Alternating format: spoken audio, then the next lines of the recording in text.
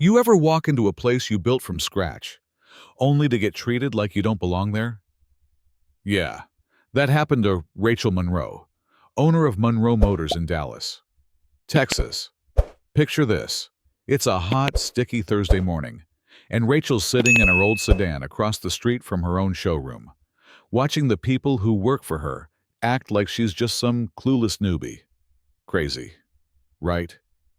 But she had to see it for herself. Rachel wasn't your typical boss sitting behind a desk. She started selling used trucks from a dusty lot years ago, grinding her way up to owning 3 luxury dealerships. But lately, customers were complaining, deals were slipping, and her managers kept brushing it off as just a few bad apples. Well, Rachel's not the type to believe in excuses.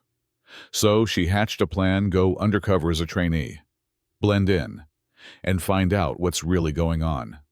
Dressed down in beat-up jeans and a faded t-shirt, Rachel rented a battered old sedan, tied her hair in a messy bun, ditched her designer bag, and stepped into her own empire, pretending she was just another newbie.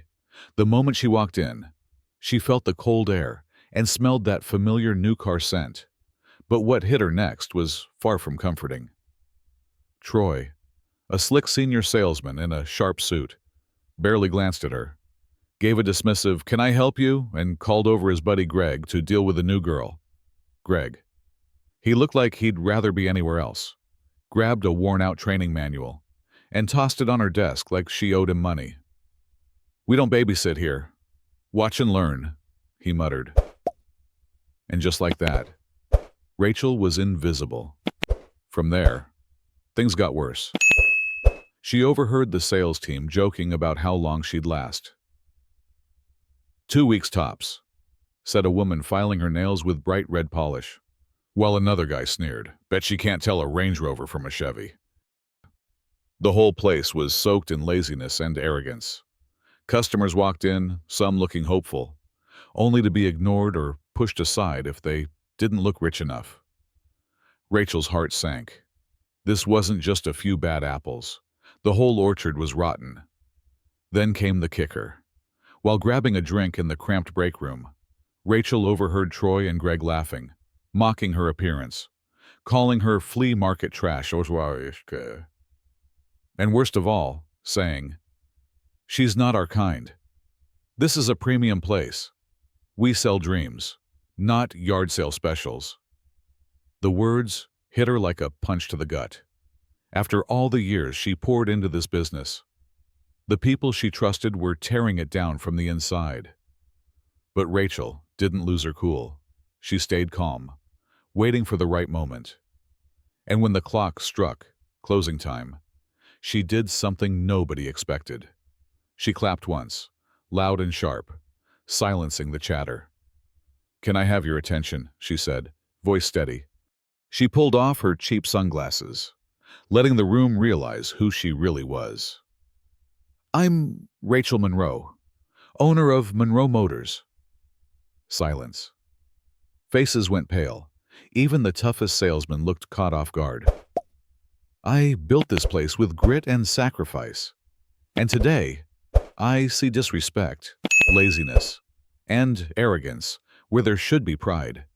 You ignored customers, mocked a new trainee, and forgot what this company stands for."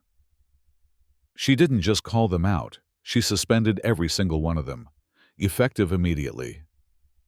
"You go home without a job, and when you come back, it'll be on my rules. Respect first, pride in your work, humility over ego." Heads bowed. Some looked ashamed, others stunned. It was a total reset. The next morning, only a handful showed up. Rachel laid down a new code of conduct. No more premium attitudes, just respect and hard work. Some signed, promising to change. Others quietly left. And slowly, the showroom began to feel different. One shy saleswoman greeted nervous first-time buyers with genuine smiles and patience. A small spark of hope. Rachel looked on, a faint smile tugging at her lips, remembering what her dad once told her. When you see a problem, You crush it so it never comes back. This wasn't just a wake-up call. It was a reckoning. But here's the thing. Does firing everyone fix a rotten culture? Or just scare it into hiding? What do you think is Rachel, a tough leader, saving her dream? Or did she go too far? Drop your thoughts below. Have you ever been the invisible one? Or seen a boss pull a power move like this? Let's talk about respect, justice, and what it really means to run a business that stands for something. Don't forget to share if you think this story hits home. And remember, sometimes the quietest people hold the loudest power.